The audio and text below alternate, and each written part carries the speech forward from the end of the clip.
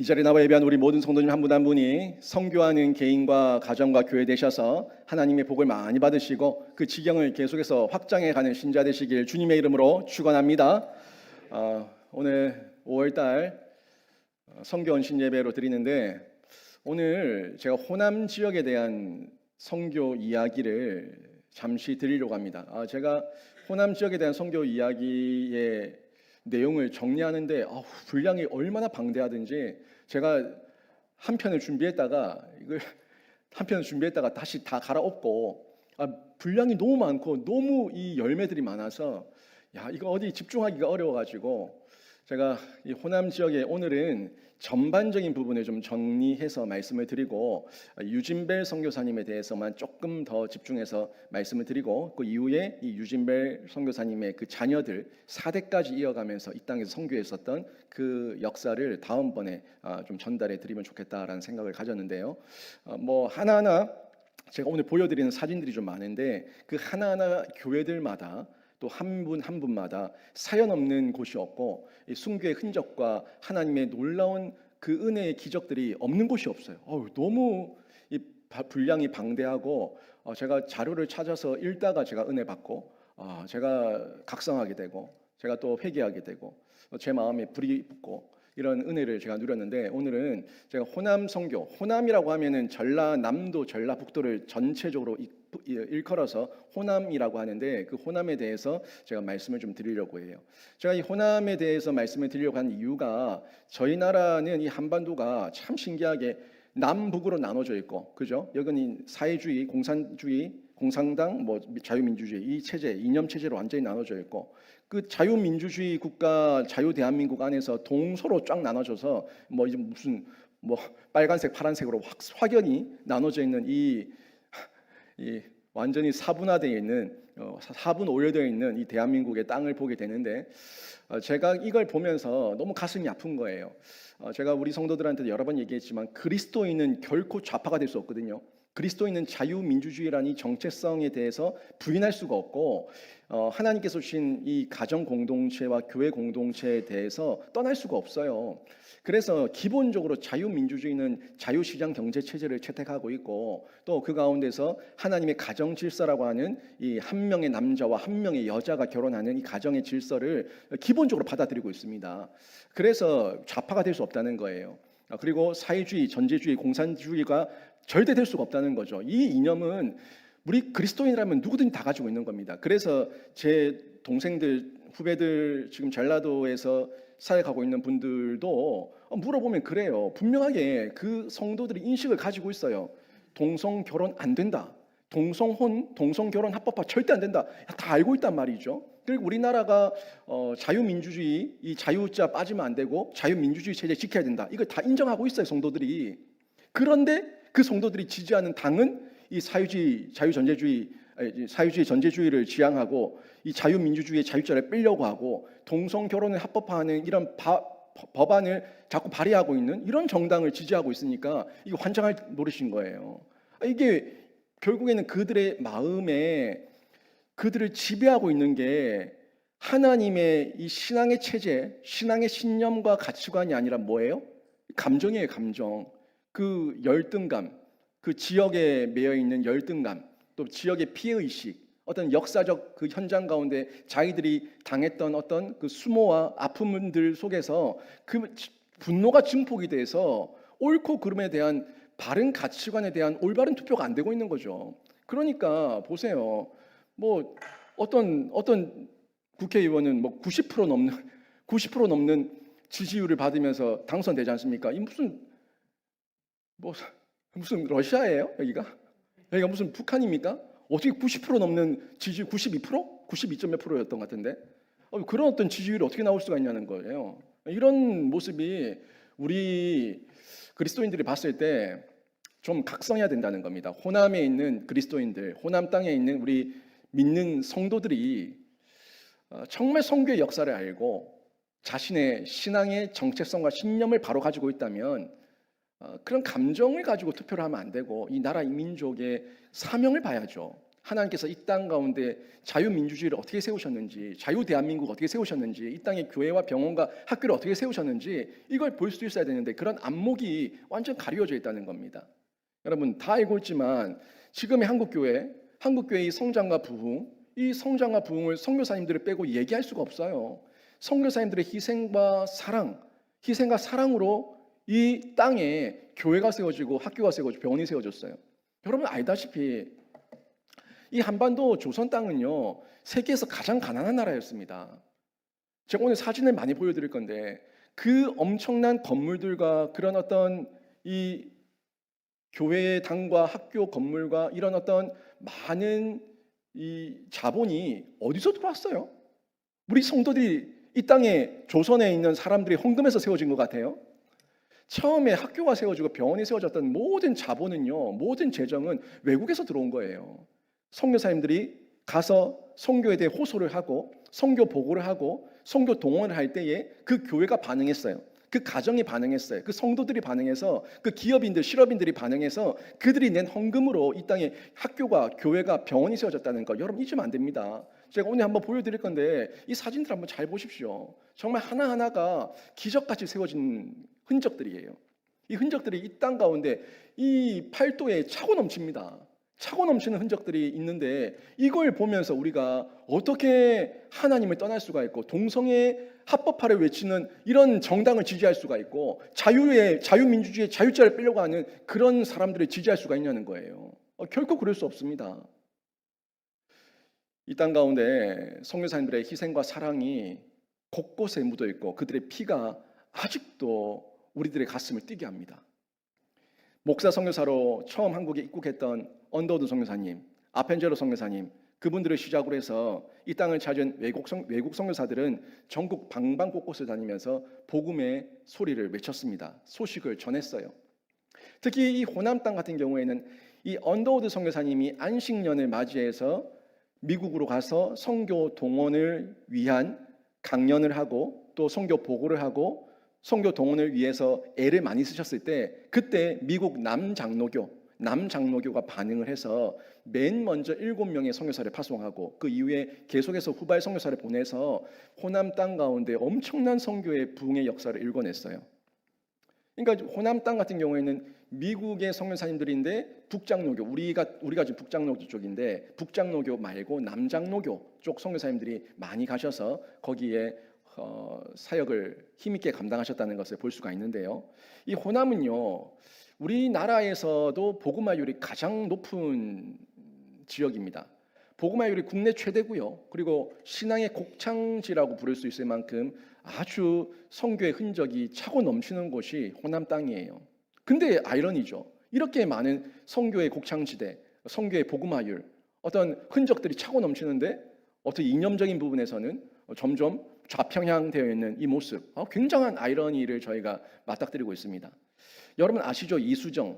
이수정이라는 분이 있어요. 이분이 최초로 한글 성경을 번역한 분인데 이분이 전라도 곡성 출신이에요. 한번 사진 한번 보여주세요. 이분이 제일 처음으로 한글 성경을 최초로 번역한 분이신데 이분이 곡성 출신입니다. 호남 출신이라고요. 그리고 이분과 함께 최다 순교자를 낸 교회가 있는데 영광 염산교회예요. 영광 염산교회. 지금은 이렇게 현대식으로 씌워져 있는데 이 교회가 최다 순교자를 낸 교회예요. 6.25 때 공산당들이 쳐들어와서 사람들이 많이 죽였거든요.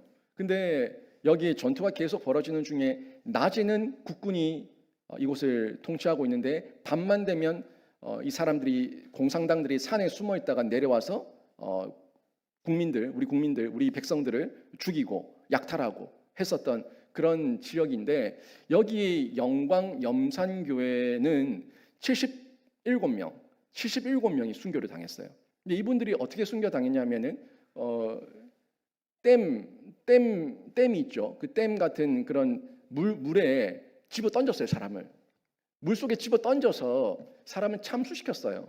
그렇게 어른 할 것 없이 77명이 영광 염산교에서 순교자로 나왔는데 국내에서 가장 최다 순교자를 배출한 교회가 영광 염산교회예요. 그리고 모든 교인이 다 순교를 당한 교회도 있어요. 여기는 영광 야월 교회인데요. 기독교인 순교 기념관이라고 이렇게 돼 있죠. 방금 봤었던 영광 염산교회에도 기념관이 교회 안에 있어요. 여기 영광 야월 교회에도 그 안에 기념관이 있는데 여기는 모든 교인 65명, 아이 포함해서 아이까지, 어린아이까지, 어린아이보다 어른까지 그 교인이 전부 다가 65명이었는데 65명 모두 다 순교당했어요. 공산당한테. 북한 공산당들에게 다 순교를 당했습니다. 그리고 여러분 잘 아시죠? 문중경 전도사님, 신안 증도에 가면 문중경 전도사님 기념관도 있죠. 이 문중경 전도사님이 여성 순교자이신데 여성 순교자로 이분이 여기저기 다니면서 전도를 참 많이 하셨고 이분을 통해서 정말 기라성 같은 한국의 지도자들이 많이 배출됐죠. 이 문중경 전도사님도 이 전라도에서 사역을 하셨던 분이고 또 우리가 잘 알고 있는 손양원 목사님도 있는데 뭐 사랑의 원자탄이다 이렇게도 별명을 붙이고 있고 한센인의 아버지다 이런 별명도 붙은 분 이 손양원 목사님. 이 손양원 목사님의 그 흔적들도 전라도 땅에 여수 땅에 다 있는 걸 저희가 잘 알고 있습니다. 그리고 손양원 목사님이 순교를 당하셨고 또 이 사랑하는 두 아들이 북한 이 공산당 당원에게 청년에게 살해당했지 않습니까? 죽임 당했잖아요. 근데 그 두 아들이 죽인 그 사람, 그 청년을 양자 삼아서 결국에 사랑으로 품게 되었던 이야기 우리가 너무 잘 알고 있는 내용인데 이 손양원 목사님까지 이런 어떤 흔적들을 보면은 숭고한 정신과 숭고한 그 선교의 사랑의 마음이 절절히 흐르고 있는 것이 이 호남 땅이라는 것을 저희가 확인할 수가 있습니다. 그래서 엄청난 이 정신적 신앙적 유산을 가지고 있는 대한민국의 성지라고도 할 수 있는 곳이 이 호남 땅인데 이 호남 땅에서 저희가 참 아이러니하게 하나님이 대적하는 이런 어떤 좌편향된 사상이 차고 넘친다는 것도 기가 막힌 일이고 또 교회에 그렇게 복음화율이 높은데도 그 교회 다니는 사람들이 동성애를 합법화하려고 발의하는 정당을 지지한다는 것도 참 아이러니에 속해 있다는 거죠. 호남 지역에 복음화율이 높은 이유는 우리 성교사님들이 여러 사역 방면에서 다양한 사역을 펼치셨기 때문인데 세 가지의 사역을 아주 힘있게 잘 감당해 내셨어요. 그래서 이분들이 높은 이유 중에 하나가 제일 먼저는 의료 선교예요. 그 대한민국 이 조선 땅은 의료에는 사각지대이기 때문에 죽어 나가는 사람이 워낙 많고 여러분 다 아시다시피 옛날에는 애 태어났다고 바로 호적 신고 안 했잖아요. 3년, 4년, 길게는 5년, 7년 정도까지 지나야지 그런 호적 신고를 해요. 우리 장모님 같은 경우에도 거의 한 5년 정도 늦게 호적이 신고돼 있어요. 근데 나이는 그만큼 되는데 주민등록상에는 늦게 돼 있다 보니까 국가로부터 혜택은 또 못 받게 되고 이런 어떤 그 악순환이 반복되는데 여기도 호적이 제 연도에 바로 되신 분들 아닌 분들 많이 계실 겁니다. 그만큼 애들이 많이 죽어 나갔어요. 그러다 보니까 의료의 사각지대였기 때문에 이 아이가 한 명이 태어나서 끝까지 살아남는 거는 하나님께서 하늘이 도와야 살아남는다 하는 이런 생각으로 그냥 내버려 두고 있었어요. 출생 신고를 하지 않고. 그런 곳이었기 때문에 의료에 대한 혜택이 너무너무 절실했죠. 그래서 선교사님들이 의사들을 많이 모시고 왔고 의료 선교사들이 한국 땅에 많이 와서 병원을 세우고 또 의료 선교의 지경을 확장해 갔던 것을 저희가 잘 알 수가 있습니다. 그리고 당시에 미국 남장로교 한국 선교회가 이 호남 지역은 몇 군데 거점을 뒀었는데 군산, 전주, 광주, 목포, 순천 이런 곳곳에 거점을 두고 그런 곳에 병원을 세웠어요. 그리고 선교 활동에 열심을 다했는데 이 의료 선교만 한 것이 아니라 거기 위에 복음 선교, 말씀을 전해서 교회를 세우는 거죠. 복음 선교 그리고 교육 선교, 학교를 세우는 거예요. 문맹률이 너무 높으니까 이 교육 선교까지 이런 선교의 세 박자를 잘 갖춰서 선교를 지혜롭게 하셨기 때문에 균형 있는 선교를 통해서 선교사님들이 많은 열매를 거둘 수가 있었던 겁니다. 이런 내용들을 저희가 하나하나 그 호남 땅에 있었던 그 역사적 흔적들을 보게 되면 선교사님들이 이렇게까지 헌신하시고 이렇게까지 지혜롭게 수고하셨구나 하는 부분들을 저희가 확인할 수가 있습니다. 그 가운데 이 호남 지역에 7명의 전라도 선교사들이 계신데 이 호남 선교사들이 있는데 이분들이 다 하나같이 1893년 1893년에 미국 남장로회에서 7명을 선발해서 보냈어요. 네, 이분들이 오셔가지고 사역을 했던 건데 이 7분이 결국에 1891년에 언더우드 선교사님이 안식년으로 미국에 들어가서 언더우드 선교사님이 1895년에 이 땅에 왔어요. 1885년에 이 땅에 왔어요. 그리고 6년 7년을 사역하시고 1891년에 미국으로 가서 선교 보고를 했다고요. 선교 보고를 하고 이 조선 땅에 대한 선교 동원을 호소했다고요. 그때 미국 남장로교회 이 선교사들이 헌신하게 된 거예요. 그 가운데서 이 정킨이라는 분이 제일 먼저 그 선교 대회에서 헌신했던 분이신데 이 정킨 선교사님 그리고 데이트 선교사님 그리고 매티 데이트 선교사님, 레일롤즈 선교사님, 데이비스 선교사님 이런 분들이에요. 여기 보면 지금 한국 이름 나와 있는데 잘 보입니까? 잘 안 보이죠?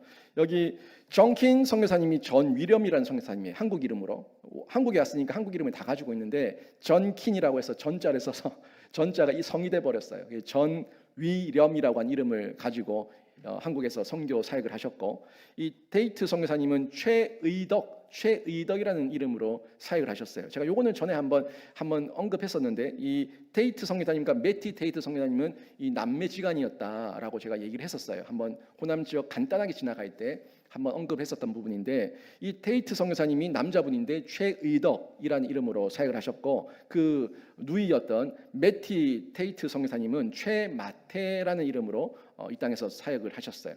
그리고 레이놀즈 선교사님은 놀즈라는 이름을 따가지고 이눌서라고 하는 이름으로 한국의 이름을 짓고 사역을 감당하셨습니다. 그리고 데이비드 선교사님 이렇게 있는데 여기 두 명은 또 어떤 분이냐면 그 정킨 선교사님의 아내분이신 이 전위령 선교사님의 아내분 부인 선교사님 그리고 이 눌서 선교사님의 부인 선교사님 여자 선교사님까지 7분이 이 호남 지역에서 7명의 선발대로 한국 땅에 모시고 사역을 처음에 아주 힘있게 시작하셨습니다.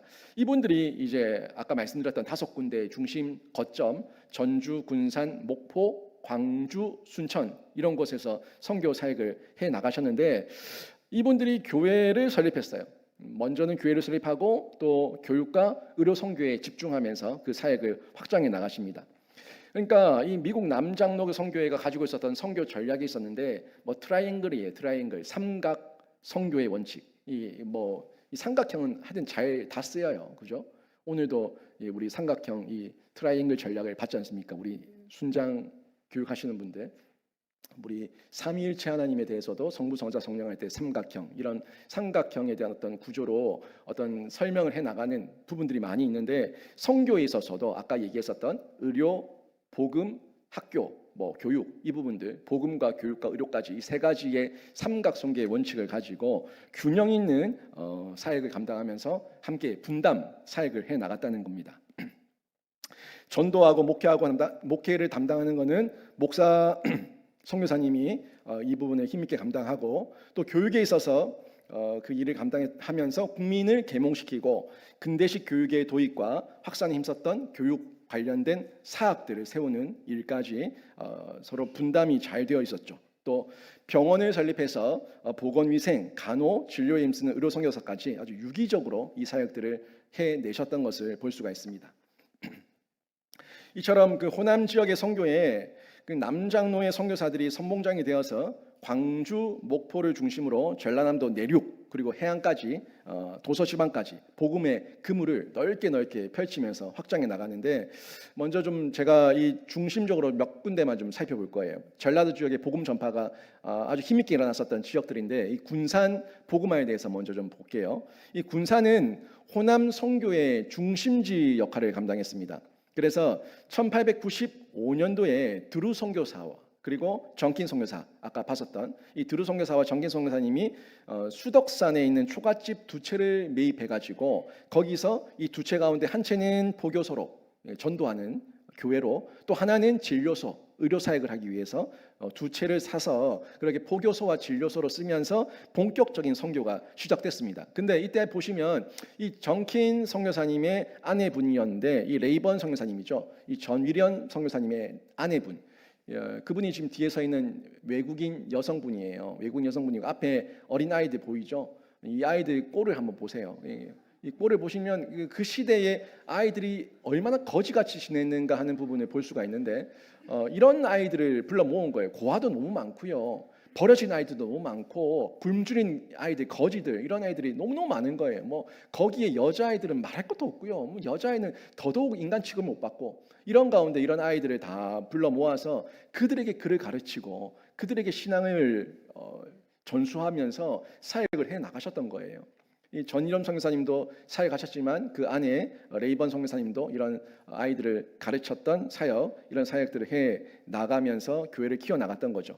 그러면서 1896년도에 95년도에 처음 거점을 잡았고 96년 7월 20일에 김봉래, 송영도, 차일선 이 세 명에게 최초로 세례를 베풀었어요. 그리고 나서 교회가 점점 성장해 나가는데 보세요. 사진 8번인데 여기에 이렇게 많은 성도들이 모이면서 계속 교회가 지역 마을마다 교회가 세워져 나가기 시작했던 거예요. 아까 1907년에 부흥 그 어게인 1907 그 찬양도 불렀었는데 이런 어떤 밑거름 속에서 놀라운 부흥의 불씨가 점점 달궈지고 있었고 한반도 전역으로 확산되는 그런 열매와 결과가 나타났던 건데 곳곳에서 이런 선교에 불을 붙이고 있었기 때문에 1907년에 동시다발적으로 온 지역에서 한반도 팔도 곳곳에서 놀라운 선교 부흥의 역사가 일어나게 됐던 거죠. 그러니까 지금도 마찬가지인데 우리가 배울 점이 뭐예요? 한 교회만 열심히 한다고 부흥이 일어나는 것이 아니라 동시다발적으로 온 이 대한민국에 있는 모든 교회들이 깨어나서 성경으로 돌아가고 말씀에 근거해서 또 하나님 말씀 안에서 성령 안에서 힘있게 사역을 감당할 때에 함께 한 마음이 됐을 때에 그때 다시 한번 부흥을 꿈꿀 수가 있지. 뭐 지금처럼 이렇게 서로 간에 이기적이고 개인적이고 자기밖에 모르는 편협한 교회의 모습으로 있다면 이 부흥을 다시 꿈꿀 수가 없는 거죠. 저는 이 부흥을 얘기할 때 뭐 외적 부흥도 당연히 일어나겠지만 저는 제일 먼저 그 부흥은 내면이에요. 내면. 한 사람 한 사람이 회개하고 주께로 돌아왔을 때 그 부흥이 외적으로 드러났죠. 1907년도 그 사경회 가운데서 그 서양 선교사님들이 먼저 회개하는 회개의 소리가 터져 나오니까 그 회개 가운데 이 조선인들이 함께 회개하게 되고 내면이 바뀌니까 외적으로 놀라운 부흥, 이 확장의 열매가 일어나게 됐던 걸 볼 수가 있는데 이 성도들 가운데 내면의 회개, 회심의 은혜 이게 지금 먼저 우리 한국 교회 가운데 필요합니다. 한 사람이 변해야 돼요. 그 사람이 변하면은 가정이 변하고 그 가정이 변하면 교회가 바뀌고 그 가운데 교회 공동체가 바뀌고 한국 교회가 바뀌는 이런 확장으로 일어나게 되는데 이런 사역 가운데 곳곳에 교회가 세워지는데 이 교회들이 하나같이 역사적 그 흔적을 지금도 다 가지고 있습니다. 제가 몇 개 좀 보여드릴게요. 이 구암교회, 군산의 구암교회입니다. 이 군산의 구암교회가 이 두루 선교사님, 정킨 선교사를 통해서 세워진 교회예요. 군산의 구암교회 세워지고 지금도 이렇게 아주 큰 교회로 성장해서 든든히 세워져 있죠. 물론 옛날에 처음에 그 초가집 모습이나 그런 모습은 없지만 계속 성장했던 교회의 모습들을 저희가 그 역사의 흔적을 통해서 확인할 수가 있고요. 또 개복교회, 이 개복교회도 이렇게 큰 교회로 또 있는데 이런 교회들마다 다 역사의 흔적들이 다 남아 있죠. 홈페이지를 들어가거나 또 교회의 어떤 역사를 찾아보면은 그 역사가 쭉 다 나옵니다. 하나같이 한 개 한 개 다 확인하면은 뭐 시간이 부족해서 다 볼 수 없을 만큼의 그런 교회들이에요. 그리고 직영교회도 있고요. 이 군산의 직영교회 확인할 수가 있고 그다음에 송지동 교회도 있어요. 이 송지동 교회도 이런 모습으로 지금 현재도 건강하게 세워져 있습니다. 그리고 이렇게 교회들만 세운 것이 아니라 또 군산에 아주 미션 스쿨 이 사학들을 잘 세웠는데 군산의 영광중학교, 영광고등학교 뭐 이렇게 훌륭한 사학들을 세워서 다음 세대를 세우는 그 사역 지금도 감당해내고 있죠. 그리고 제일중고등학교도 있고 그리고 그 옆에 제일고등학교 이렇게 있는데 이런 사학들이 지금까지도 이어져서 왔는데 이런 교회들과 이런 학교를 누가 다 헌금해서 지었겠습니까? 조선 사람들이 헌금해서 지은 게 아니라는 겁니다.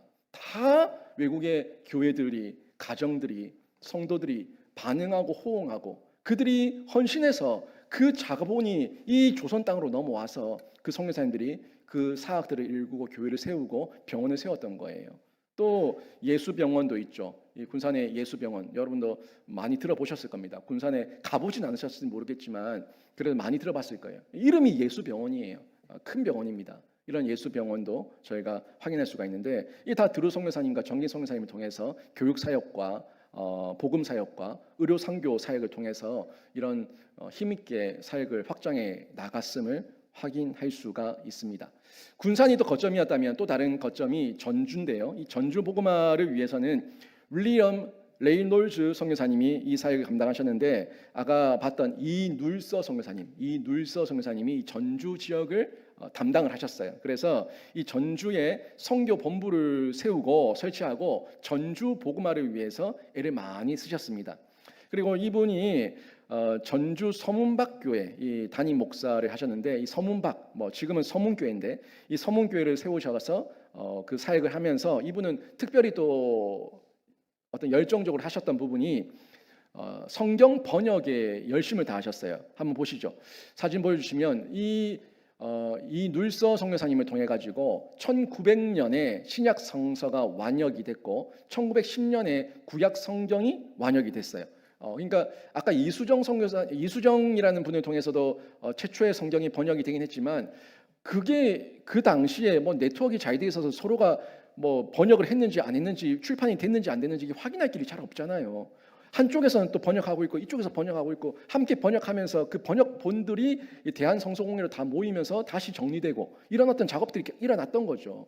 약간씩의 어떤 번역에 오류가 있을 수도 있고, 성경은 오류가 없는데 번역에 오류가 있을 수도 있고, 한자가 워낙 많고 한국의 언어다 보니까 외국인 선교사님들이 번역하는 중에 일단 이해가 잘못되어서 잘못된 표현과 어떤 해석이 있을 수 있어요. 그래서 이런 부분에 대해서 나중에 다 취합되면서 많이 다듬어지고, 지금 개역 개정 성경 같은 경우는 기라성 같은 신학자들을 통해서 다 검수를 받은 거기 때문에 이제 저희가 믿고 또 이 부분에 대해 번역에 대한 부분들을 충분히 이해할 수가 있는 내용인데, 이 당시에는 과도기였고 이런 분들의 헌신과 수고를 통해서 성경 번역본들이 계속 나오고 있었던 거죠.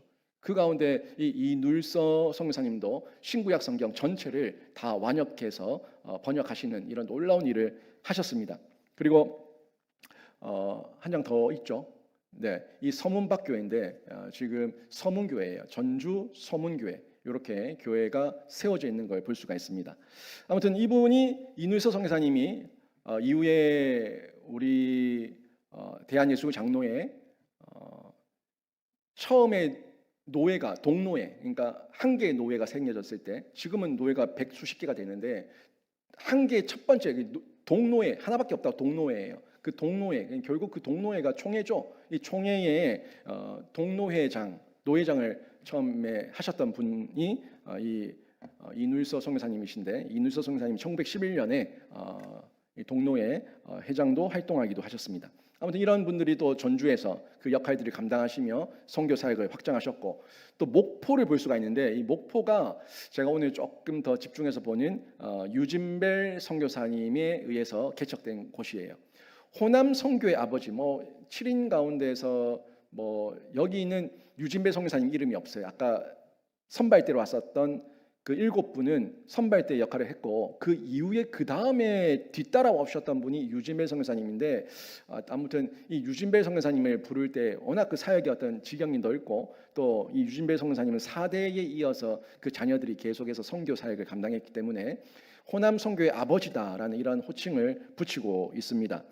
이분이 한국 이름으로는 배유지예요. 배유지, 유진벨이라서 유지 이렇게 이름을 붙인 것 같아요. 그 벨이라서 배씨를 따고 그 배유지라는 이런 이름을 쓰셨는데, 이분이 전남 지역의 최초의 교회, 전남에서 제일 먼저 교회를 지었는데, 이분의 그 세운 교회가 목포 양동교회예요. 목포 양동교회.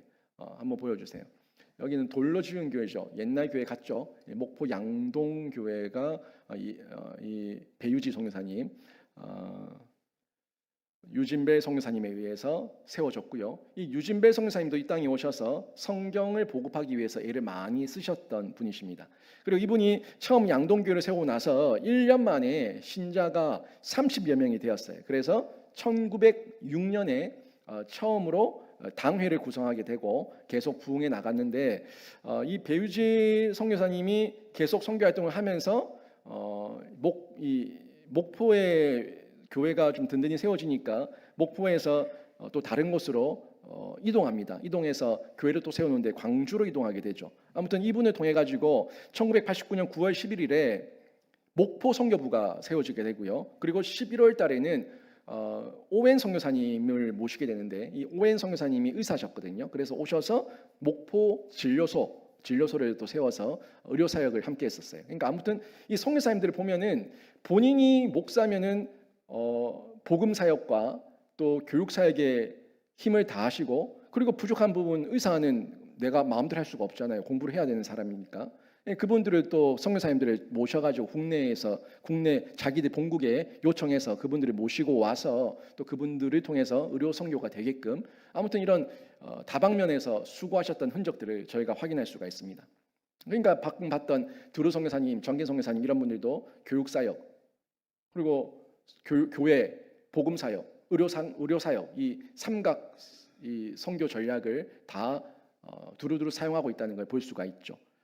그리고 나서 이 유진배 선교사님이 목포 양동교를 세우면서 교회가 안정을 찾아갈 때쯤에 광주 복음화를 위해서 또 옮겨 가시는데 양림리, 이 광주 양림, 지금 양림동인데 이 양림리에 여성들의 숙소, 그리고 여성들의 학교, 여성들의 사랑채 등으로 사용하기 위해서 임시 사택을 건축하고요. 1904년 12월 25일에 성탄절 기념 예배를 드리면서 광주에서 처음으로 예배를 드리게 된 거예요. 광주 첫 번째 예배. 뭐 예배가 없는 곳에 예배를 세우는 게 우리의 사명 아닙니까? 예배가 없는 곳에 아무튼 사람들을 모으고 우리가 찾아가서 우리가 그 자리에서 예배를 드린다는 거, 이게 교회의 시작이에요. 그래서 제가 여러분에게도 가정에 예배가 없다고 넋놓고 있지 마시고 여러분이 그곳에서 먼저 예배를 드리시면 예배가 시작된 거라고. 그러면 하나님께서 그 예배의 초소에 사람들을 보내시고 돕는 자들을 붙이시고 그곳 가운데 예배가 더욱더 힘있게 일어날 수 있도록 도우신다고 얘기했는데, 이 광주에도 처음부터 많은 사람들이 모인 게 아니에요. 이 선교사님들이 또 선교사님을 돕는 언어 교사들, 그리고 돕는 그 조선 사람들, 그 사람들 몇 명, 그 사람들 함께 있는 중에 예배를 시작하면서 그 주민들을 전도했던 거예요. 이분이 아무튼 광주에서도 양림리 교회, 이 양림리 교회가 지금은 양림교회인데 이렇게 예배를 드리기 시작해서 이렇게 든든한 교회로 세워지게 된 겁니다. 이런 흔적들을 저희가 볼 수가 있는데요. 제가 이 흔적들을 통해서 오늘 조금 더 집중해서 보는 건 호남 선교의 아버지라고 불렸던 이 유진배 선교사님에 대해서 제가 조금 더 살펴보고 여러분에게 도전하려고 하는데요. 언더우드 선교사님은 미국 북장로교가 파송했던 대표적 선교사예요. 그러면 이 땅에 미국 남장로교가 파송한 대표적 선교사가 누구냐라고 물으면은 유진배 선교사님이라는 거죠. 유진배 선교사님, 다 미국이라는 국적은 같지만 북장로회냐 남장로회냐 하는 어떤 교단의 차이만 있을 뿐인데 이분들이 아무튼 함께 사역했던 거죠. 미국 북장로교 선교사였던 언더우드 선교사님의 그 선교 보고와 선교 도전을 통해서 미국 남장로회가 도전을 받아서 이곳에 호남 땅에 선교사를 보내는 이런 어떤 유기적 관계로 함께 사역을 잘 이어가게 됐는데, 아무튼 이 두 분의 공통점을 찾는다면 이 두 가문의 공통점은 4대를 이어서 언더우드 선교사님 가문도 마찬가지고 유진배 선교사님의 가문도 마찬가지고 4대째 한국에서 선교사로 활동했다는 것, 이게 대표적 어떤 공통점이라고 볼 수가 있습니다. 언더우드 선교사님이 아까 전에 제가 말씀드렸는데 1885년에 이 땅에 처음 들어오셨고, 그리고 1891년에 안식년을 맞아서 본국으로 돌아갔는데 미국에 갔던 목적이 있어요. 목적은 먼저는 선교 보고고 조선 땅이 이렇습니다 라는 선교 보고고, 그 다음 두 번째는 선교사가 너무 필요합니다, 선교사로 헌신해 주세요 라는 이 선교 동원, 선교 모집을 위해서 미국으로 건너가신 거예요. 그래서 언더우드 선교사님이 미국의 내슈빌이라는 곳에 전국 신학생 선교 연맹 대회에 참석을 해서 한국 선교를 호소했는데, 그때 신학생으로 참석했었던 정킨 선교사님, 전 위렴 선교사님이 이 언더우드 선교사님의 강연 가운데 큰 도전을 받고 제일 먼저 선교 지망생으로 지원을 하게 된 거예요. 그리고 훈련을 마치고 1891년에 도전받았고 1893년에 그 가운데 정계 선교사님과 그 7명 이분들이 함께 남장로에서 훈련과 또 교육을 받고 한국 땅으로 입국하게 된 거죠. 1893년에 오셔서 1895년에 들어왔던 유진배 선교사님과 함께 오벤 선교사님과 함께 이 호남 땅에서 각자 위치 주요 거점들을 중심으로 선교 사역을 힘있게 감당해 나가셨던 겁니다. 근데 이때 유진배 선교사님이 1895년에 왔다고 제가 앞에 기록을 해놨는데 이때 오셨을 때 나이가 27살 27살의 나이로 이 한국 땅에 오셨어요. 그리고 이분이 딱 정확하게 한국에서 30년을 사역하시고 57세가 되던 해에 소천하시거든요. 이분이 오셔서 아무튼 전남 처음에는 나주 지방, 나주라는 곳에 가서 사역을 하려고 했는데 이 나주라는 곳에서는 너무 반대가 심했어요. 주민들의 반대, 주민들의 박해와 핍박이 너무 심해가지고 이 나주라는 지역에서는 처음에 거점을 잡으려고 갔다가 뿌리를 내리지 못하고 결국에 철수하게 됩니다. 철수해서 돌아간 곳이 다른 거점을 잡은 것이 목포였어요. 목포. 아까 목포 우리가 사역을 받지 않습니까? 목포 양동교회 그 사진도 보고 했었는데 그 목포로 처음 거점을 잡게 되고 그 양동교회에서 이제 부흥이 일어나고 그 가운데에서 나중에 광주로 옮겨서 사역을 이어가게 되는 이런 흔적들을 볼 수가 있습니다. 그래서 이분이 맨 먼저 이 목포에 가셔서 목포 선교부를 설립하고 교회 개척과 교육 사역에 집중했는데 아까 교회 같은 경우는 대표적인 교회가 목포 양동교회였고요. 그리고 교육 사역을 또 하셨는데 교육 사역으로 목포 정명학교, 영흥학교 이런 학교들을 세웠어요. 사진 한번 보여줄까요? 지금 정명학교, 영흥학교 이제는 그때 당시에는 그냥 학교였는데 이제는 중학교, 고등학교 이게 다 나눠졌죠. 이 정명학교와 영흥학교를 설립해서 이렇게 교회 지금도 학교가 미션스쿨로 그 정신을 잘 이어받아서 다음 세대를 키워내고 있는 곳이에요. 이런 학교들이 지금도 있습니다. 여전히 있습니다. 여러분이 다 검색해 보시면 다 나오는 학교들이고요. 거기에 연역과 누가 세웠는지 어떤 그런 역사적 흔적까지 다 남아 있는 곳인데 이곳을 유진벨 선교사님이 세웠다는 것을 저희가 확인할 수가 있습니다. 그런데 이 유진벨 선교사님이 이런 사역을 하는 중에 그냥 순탄하게 꽃길 걸으면서 사역한 게 아니에요. 언더드 선교사님이 꽃길 걸으면서 선교한 게 아니에요. 그냥 가만히 있는데 미국에서 본국에서 돈을 막 보내주고 선교사들이 동원돼서 막 들어오고 이런 게 아니에요. 눈물로 호소하고 눈물로 기도하고 눈물로 부르짖으면서 하나님 앞에 간구하는 가운데 그 개인과 가정과 교회와 나라가 반응하는 가운데 이 조선 땅이 그 선교사들의 엄청난 헌신을 통해서 복을 받게 된 거죠. 유진배 선교사님도 이 땅에 오셔서 참 고난이 많았어요.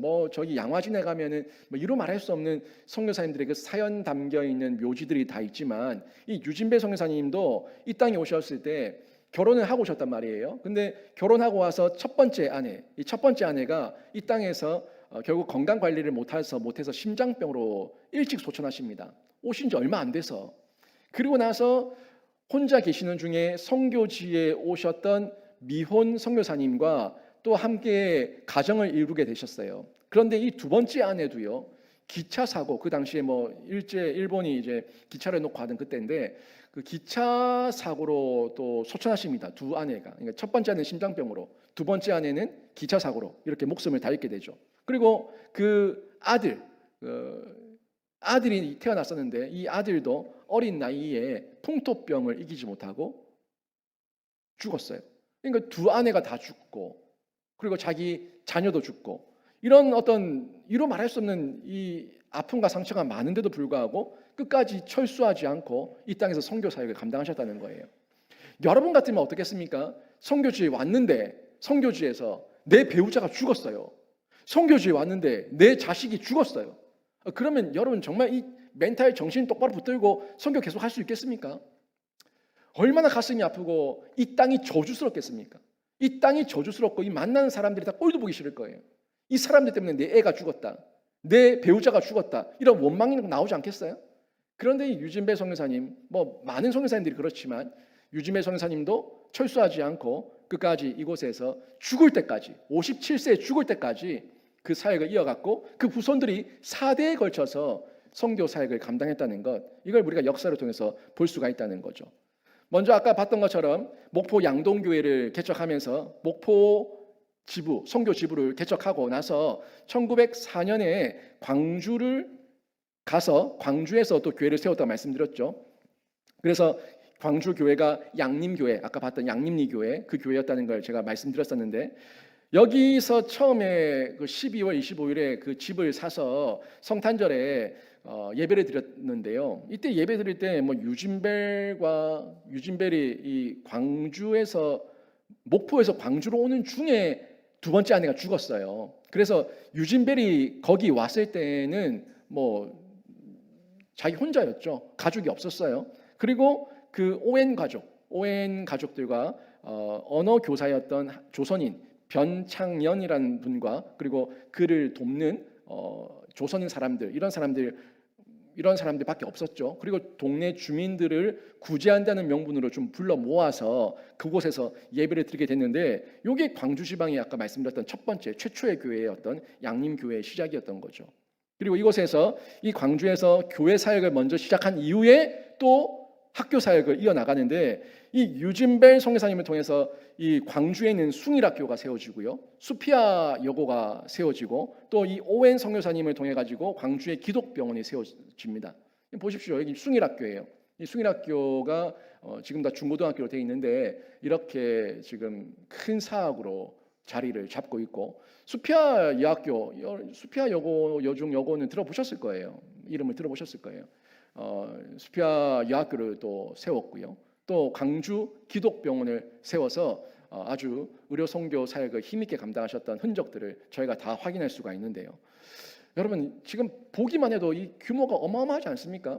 이런 것들을 처음 시작했던 그 처음의 헌신, 그 수고를 이 선교사님들이 감당해내셨어요. 그리고 뿌리를 잘 내렸어요. 그리고 이 정신이 계대가 됐어요. 그래서 이게 지금까지도 있는 거예요. 정신이 계대가 되지 않았다면은 그 역사가 지금 없겠죠. 물론 그 이후에 여러 이사회나 이사진이나 어떤 이런 것들을 통해서 자본들이 있을지 모르겠지만, 아직까지도 그 학교를 세웠던 설립 정신, 학풍을 유지하고 있다는 것, 또 그 정신을 지키고 예수병원, 기독병원이라는 그 이름을 지키고 있다는 것, 이것 자체가 여전히 그 신앙이 계대되고 있다는 흔적이라고 볼 수가 있는데, 다 유진벨 선교사님, 그리고 오웬 선교사님, 정킨 선교사님, 이런 분들을 통해서 세워졌다는 것을 확인할 수가 있습니다. 유진벨 선교사님은 아무튼 이 땅에서 단순한 복음 전파만 아니라 예수님이 말씀하셨던 삶을 그대로 이어갔어요. 정말 그 실천을 온전히 다했습니다.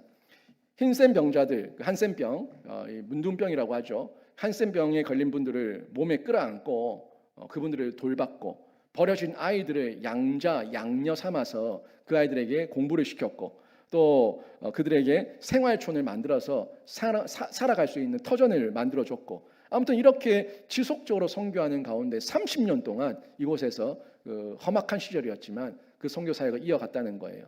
그리고 이분이 1925년에 이 땅에서 9월 28일 57세의 나이로 소천하시는데, 여러분 생각해 보세요.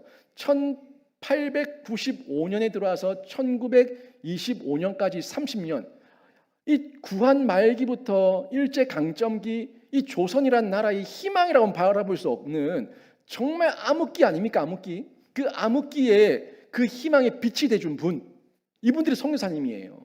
지금 이 땅에 들어오는 외국인들은 돈이 되니까 들어왔어요. 돈벌이가 되니까 들어왔어요. 이곳에 온 이유는 돈 벌러 온 거예요. 우리를 위해 선신하기 위해서, 우리를 섬기기 위해서, 자기를 내어주기 위해서 온 사람 없어요. 다 돈 벌려고 왔어요. 근데 이분들은 돈 벌려고 온 게 아니라 정말 돈을 싸들고 오고 마음과 사랑과 정신과 온 생명을 다 바쳐서 이곳에서 이렇게 헌신하며 이 나라 이민족 가운데 근대화를 이루는데 온 열정을 다 쏟았다는 거죠. 여러분, 이 광주의 양림동은요, 우리 대구의 청라언덕 같은 곳이에요. 광주의 양림동은 광주의 근대화가 시작된 곳이에요. 대구의 근대화가 시작된 곳이 어디입니까? 청라언덕이잖아요. 거기서부터 근대화가 시작됐잖아요. 이 광주의 청라언덕 같은 곳, 그것이 양림동인데, 그 양림동 뒷산에 유진배 선교사님은 안장이 되어 있습니다. 그리고 이 전라도 유력한 사학이 또 있는데요. 제가 방금 소개했었던 그 학교들도 포함이 되긴 하는데 미국 남장로회가 세운 사학이에요. 이 사학이 지금의 사학 이름인데 호남 기독학원입니다. 이 호남 기독학원이 다 이 미국 남장로회가 개척해서 학교들을 세웠고 그 학교들이 연합되어서 지금 하나의 사학으로 법인으로 묶여져 있는데 여기에 6개 고등학교가 있고 5개 중학교가 있어요. 여기 다 미션 스쿨입니다. 보시면 전주 기전여고, 전주 신흥고, 광주 수피아여고, 순천 매산고, 순천 매산여고, 목포 정명여고, 뭐 아까 얘기했었던 그 거점들이죠. 그 거점들 중심으로 학교가 다 세워졌어요. 이 고등학교들. 그리고 중학교 보십시오. 전주 기전중학교, 전주 신흥중학교, 광주 수피아 여중, 순천 매산중, 목포 정명여중 다 이런 여중들까지 유력한 사학으로 지금도 자리 잡고 있고 또 이 유진배 선교사님의 그 후손들을 통해 가지고 저기 지금 대전의 한남대도 세워졌죠. 뭐 이런 어떤 흔적들을 제가 그건 다음번에 말씀을 드릴게요. 이런 사학의 흔적들을 저희가 곳곳에서 확인할 수가 있습니다. 여러분 오늘 제가 이사야 61장 1절 말씀을 봤는데 주 여호와의 영이 내게 내리셨으니 이는 여호와께서 내게 기름을 부으사 가난한 자에게 아름다운 소식을 전하게 하려 하심이라. 나를 보내사 마음이 상한 자를 고치며 포로된 자에게 자유를 갇힌 자에게 노임을 선포하며 이 말씀의 근거에서 정말 복음 들고 와서 이 땅 가운데 매였던 자를 갇혀있던 자들 한 치 앞도 보지 못하고 희망이라고는 발견할 수 없었던 이 어둠 가운데 있었던 자들에게 그 선교사님들이 여호와의 영 가운데 아름다운 소식을 전하고 복음을 전해서 우리를 자유케 하며 놓아주며 고쳐주며 회복케 하는 은혜를 흘려보내는 통로가 되어주셨던 거죠. 여러분 오늘 말씀 통해서도 확인되는데요. 이 나라는 선교사님들의 헌신과 피와 땀으로 세워진 나라예요. 그 자유 대한민국입니다. 이 호남도 이 사실을 분명히 알아야 됩니다. 호남 땅에서 동성애를 합법화를 지지하는 발언이 나오면 안 되고요. 호남 땅에서 자유민주주의의 자유자를 빼는 발언이 나오면 안 돼요. 너무 안타까운 모습이죠. 그 땅이 어떻게 근대화가 됐는지, 그 땅에 어떻게 선교사님들이 헌신하며 수고하며 교회를 세웠는지, 이 자유 대한민국을 읽었는지 그 역사의 흔적 가운데 열등감에 빠져서 감정에 상해서 어떤 잘못된 마음의 아픔 때문에 정말 지켜야 될 본분과 사명과 가치를 잃어버린다면 이거는 소탐대실하는 거예요. 정말 소탐대실하는 겁니다. 절대 잊어서는 안 됩니다. 우리 선교사님들이 이 나라 구석구석 선교사님들께서 헌신하고 수고해 주셨는데 그 흔적이 너무 많고 차고 넘칩니다. 자기 목숨을 잃더라도 복음을 위해서 자신의 평생을 바치고 자기의 처자가 죽어도 이곳에 떠나지 않고 끝까지 이 나라를 죽기까지 사랑했던 그 사랑이 예수님의 사랑 아닙니까? 죽기까지 사랑했어요. 죽기까지. 예수님께서 우리를 죽기까지 사랑하셨던 것처럼 정말 이 선교사님들이 물론 예수님만큼 비교할 수는 없겠지만 비교할 수는 없는 사랑이지만 그래도 실천하기 위해서 순종했고 죽기까지 이 땅에 묻히기까지 처자를 묻기까지 헌신하면서 이 땅을 버리지 않고 헌신 수고하셨어요. 돈이 돼서 아니에요. 다 쏟아부었어요. 그래서 이 나라 이 민족 가운데 근대화가 이루어졌고 개화가 일어났고 생각이 깨어났고 그리고 자유 대한민국을 건국할 수 있는 이런 발판을 마련할 수가 있었던 거예요. 독립할 수 있는 발판이 마련됐던 거예요. 여러분 선교의 주역들 가운데 이 호남 땅에 있었던 이분들의 모습 우리가 잊지 마시고 우리가 빚진 자라는 것을 기억하시기를 바랍니다. 이 경남에 있는 경상남도 경상북도에 있는 대구 땅도 빚진 곳이지만 아니 전국을 다 통틀어서 빚지지 않은 곳이 없어요. 빚지지 않은 사람이 없고 모두가 선교의 빚진 자라는 거예요. 여러분 이 기억 꼭 가지시고 평생에 여러분을 선교하는 개인과 가정과 교회가 되시고 어떤 모양으로든 가든지 보내든지 선교하셔서 나는 조금 굶더라도 덜 먹고 덜 자고 덜 입고 덜 쓰더라도 여러분 선교하셔서 여러분의 헌신을 통해서 계속해서 선교한국의 역사, 선교한국의 사명이 확장되는 은혜가 있기를 주님의 이름으로 축원합니다. 아멘.